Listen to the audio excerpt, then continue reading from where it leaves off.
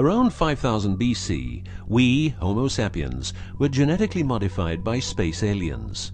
These aliens first landed where the river Euphrates enters the Persian Gulf. The reason is that in that area a high concentration of what is called monatomic gold is found in the seawater, while nowadays the highest concentration is found on the islands of Hawaii. The aliens were members of the Anunnaki Empire and were on a quest to find this metal that is supposed to enhance and repair all bodily functions and stop the body from aging. Monatomic gold is what is called a superconductive metal. Superconductivity means that if you transport, for example, electricity through a line made of this material, you would not lose any energy as a result of heat dissipation.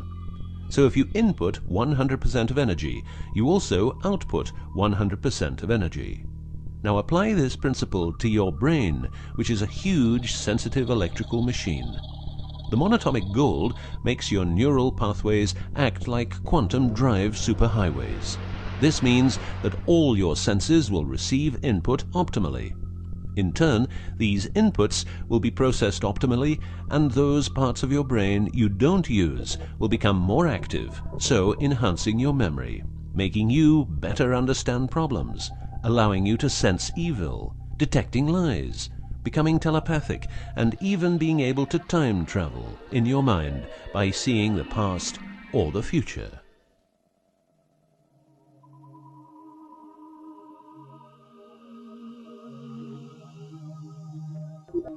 So the Anunnaki, which is the name of the empire which includes races like the Saurian, or as they are called the Reptoids, the Argarians or Nordics because of their human looks, and the Greys from Zeta Reticula, were looking for monatomic gold.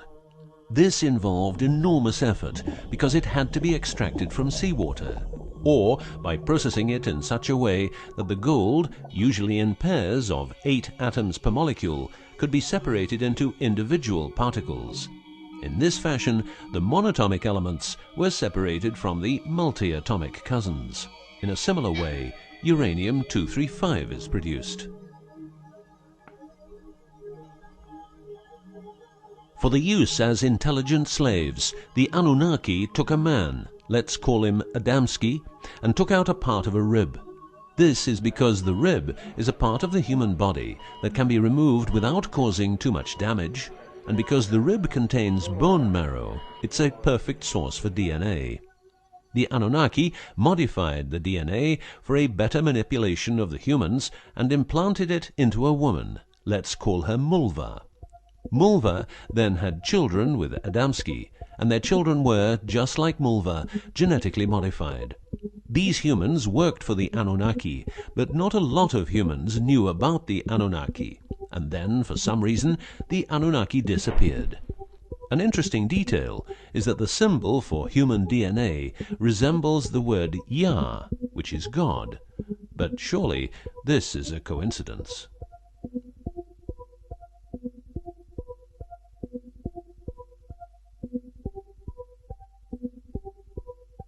Now, some humans received part of the knowledge of the Anunnaki. The last known humans were the Jewish people who carried the Ark on their journey from Egypt to the Promised Land. Before them, the Ark was in the lands of the Sumerians, Babylonians, and Tibetans. This Ark, not the Ark of Noah, was known to have powers beyond human imagination. It could levitate and deliver the fire of stars, a dangerous firework-like display of power that occurred when the monatomic elements became unstable. To make them stable again, you needed to know certain secrets, and with those secrets you could preserve the Ark and thus its powers. The humans who were close to the secrets of the Ark had long and prosperous lives. The best known was Methuselah, who lived to the age of 950. Wherever the Ark is, the culture thrives, and over the centuries it moved from Jerusalem to Rome to London, and is now supposed to be in the United States of America. The Ark always moves west, and will always keep moving west. From the very beginning, the people who own the Ark have never given it away, and great care is given to preserve the bloodline's purity of the holders of the Ark. Renowned conspiracy theorist David Icke studied the bloodline of George W. Bush. This he traced back all the way to the Sumerians, a people who lived in the southeastern part of what is now known as Iraq, where the river Euphrates meets the Persian Gulf.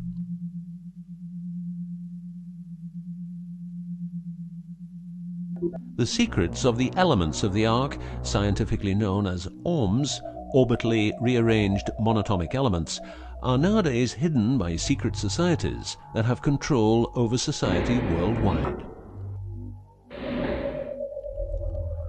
The word Orm is the same as the Hebrew word which means the tree of life. Orms consist of 8 metals. These 8 metals are ruthenium, rhodium, palladium, and silver, known as the light platinum group, and osmium, iridium, platinum, and gold, known as the heavy platinum group.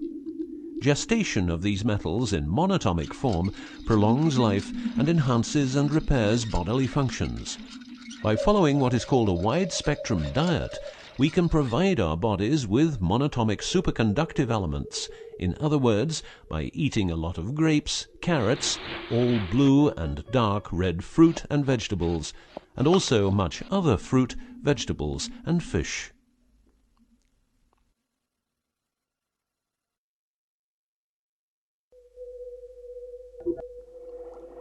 There are countless fragments of footage shot by both Russian and American astronauts, which show the vast number of lights that seem to be attracted by releases of electromagnetic energies by both the Earth and man-made objects such as satellites. In Building 8 of the Johnson Space Center in Texas, the USA, high-resolution pictures taken by satellites are photoshopped each day to remove proof of aliens. In the film The Secret NASA Transmissions, the footage, it becomes clear that astronauts have grown accustomed to these strange anomalies, and that even in 2000, an unprecedented cooperation between NASA, the Russian Space Agency, and a committee of UFO experts was formed to share knowledge on this subject. To better understand this whole story, a few revelations are in place. Everything vibrates because atoms vibrate, and that is because the subatomic particles are in harmonic resonance, a fancy word for vibration and keeping themselves in equilibrium. Gravity is vibration generated by the presence of mass, and it can be neutralized by altering the harmonic resonance of the gravitational field. In other words, if you generate vibrations, you can alter gravity, and with superconductive materials, the amount of energy needed for generating the vibrations is greatly reduced. A practical example of reducing one vibration with other vibrations is the use of anti-sound. If you instantaneously produce the exact opposite waveform that comes towards you in the form of sound, the sound will cease to exist. This is called destructive interference. One of the forms of creating anti-gravity is called auditive levitation, a method used by Tibetan monks to elevate rocks over 250 meters high and 250 meters distance. By arranging drums and trumpets extremely precisely, together with some 100 men chanting, all arranged in a precise manner, the monks, after about 5 minutes, could levitate a rock weighing a ton and place it exactly where they wanted it. Theorists around the world theorize that huge monuments like those of the Egyptians and Mayan people were built this way. Other examples of anti-gravity we find in the vast amount of UFO sightings. These UFO sightings are actually experiments run by governments in their search for anti-gravity propulsion. So, if the technique is known, why don't we all transport using anti-gravity propulsion? For each year of technological advance, the military advances 44 years. All science is merely a means to an end. The means is knowledge. The end is control. Who will be the beneficiary? What do they want? What they want is control. The establishment of a global economy which is totally predictable and can be manipulated in every sense. Ein Volk, ein Reich. Ein Führer. What I am saying is that the vast majority of people is being controlled by the established upper class. I know this is like the plot of a bad movie, but stay with me for a minute. Anti-gravity exists. The ability for everyone to be a genius exists. Aliens exist, and much more efficient ways of producing energy exist. For example, the mighty engine, which produces the same amount of energy as a normal engine, but only using 5% of the fuel a normal engine uses. Or the PAP engine, which without fuel, only driven by the power of zero-point energy and a small amount of noble gases, can deliver 500 horsepower for a period of 10 years. Or the Maternita machine of the Maternita commune, which has delivered 3 to 4 kilowatts out of thin air for the last 20 years. What would be the consequences for the upper class if they lose their monopolistic knowledge? What would happen to them if people would know about the secrets they're holding for us? If I don't need any more gasoline, what would happen? If I don't need any more electricity or gas, what would happen? If I don't need any more medicines from the pharmaceutical industry, what would happen? In order to ensure their powers, the upper class, some call them the Illuminati, handles a strict agenda. The agenda has the aim to prepare the world for world domination, beginning in the US and Europe. According to conspiracy theorists around the world, this is what they are doing as preparation. By the way, these people are extremely smart and fanatic, extremely rich, and they have tried it before. Then they were called the Nazis.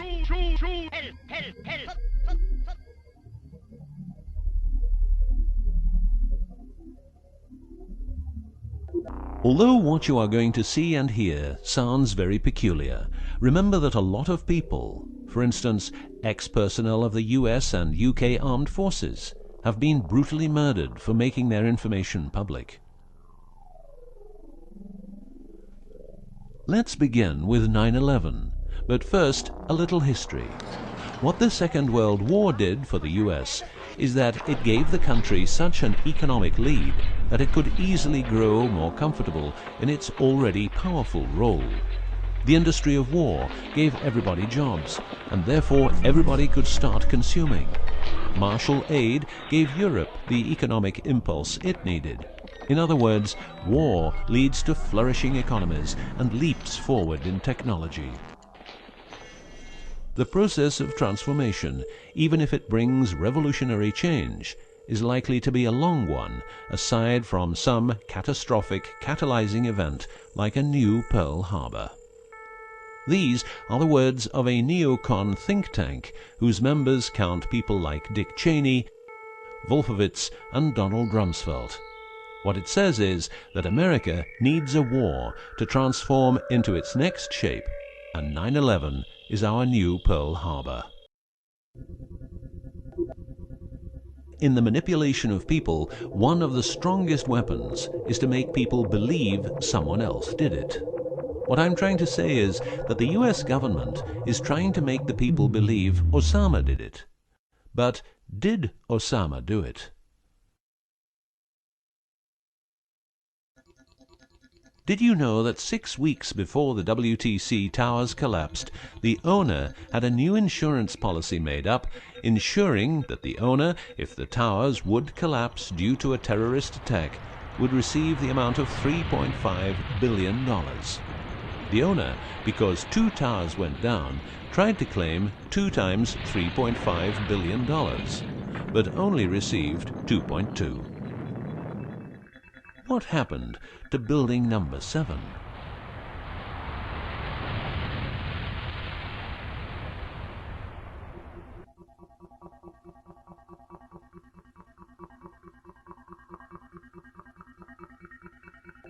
In order to control people who can be a hazard to the bad guys have control of a number of tools. One of these tools is the remotely operated electromagnetic frequency weapon. These use microwave, ELF, extremely low frequencies, and acoustic frequencies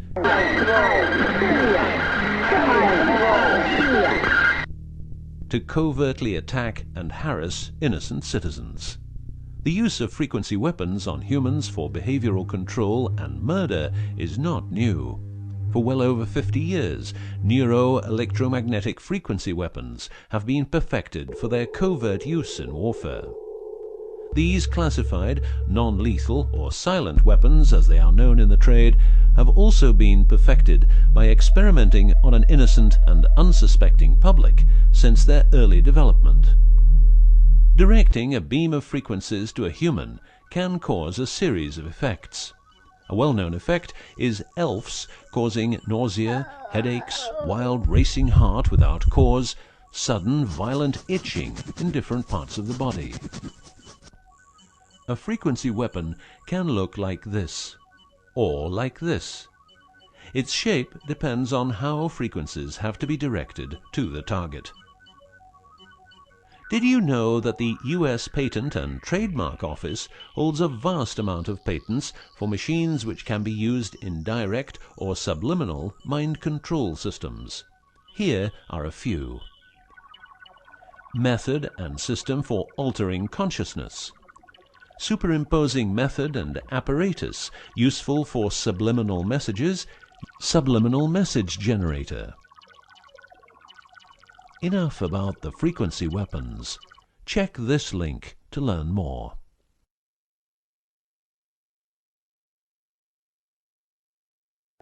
You will realize that to control people, you have to know what they are communicating. So in the 1950s, the UK and USA decided to set up the world's biggest espionage network to make sure all communications between Russians and spies or allies were monitored. This system has continuously been updated since the day it became operational. The system's name is Echelon and consists of a vast network of listening posts, extremely advanced computers, an enormous number of people, dishes, and taps. Echelon's computers capture every communication via Internet, GSM, UMTS, landlines, TV and radio broadcasts, satellite communications, private, military, and diplomatic, and listens to every word. The computers work with a list of keywords, and when a message contains one or more keywords, the message is directed to a specialist who examines the message. If it is suspicious, further action may be taken. Echelon centers are around the world, but here are the best-known locations. Menwith Hill, North Yorkshire, England. HARP, Remote Mind Control Computer Center, Alaska. Pine Gap, near Alice Springs, Northern Territory, Australia. Pine Gap has a complex of radomes, a huge computer room, and about 20 support buildings.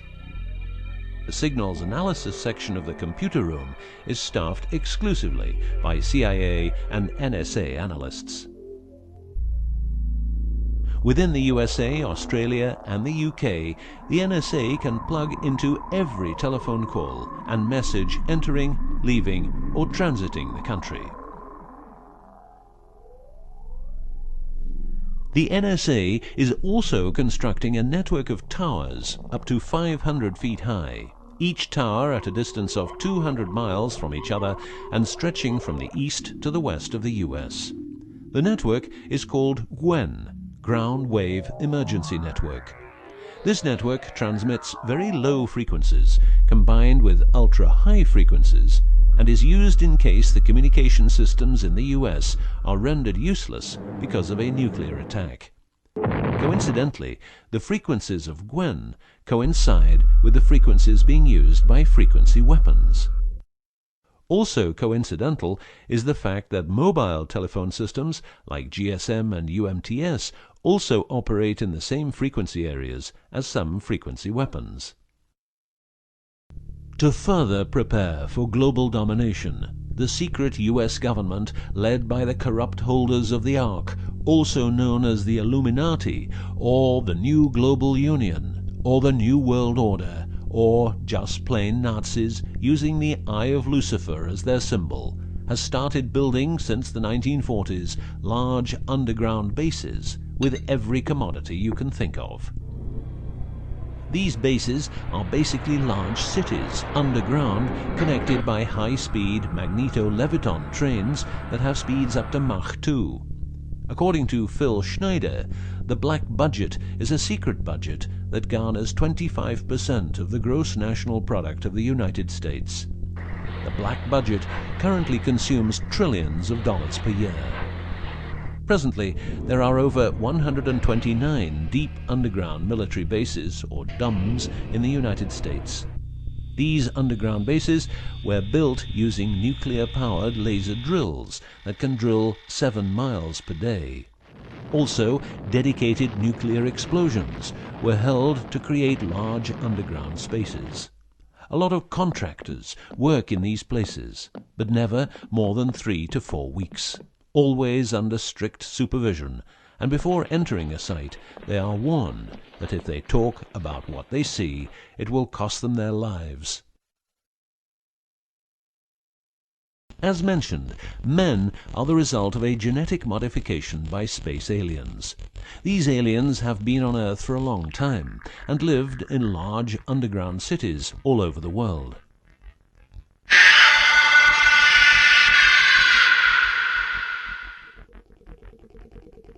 Collaboration with modern governments began as early as 1933 with the Bavarian Illuminati and Thule secret societies, and this collaboration was brought into America via the CIA, which was established with the help of American Nazi agents as well as European Nazis who were brought into America through Project Paperclip and other operations.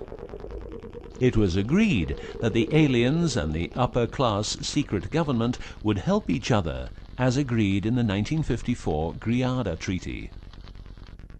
By 1979, the aliens didn't respect the treaty at all, and it was in this year when, at Dulce Air Force Base, a huge underground base was being built, and during excavation, an underground alien city was discovered.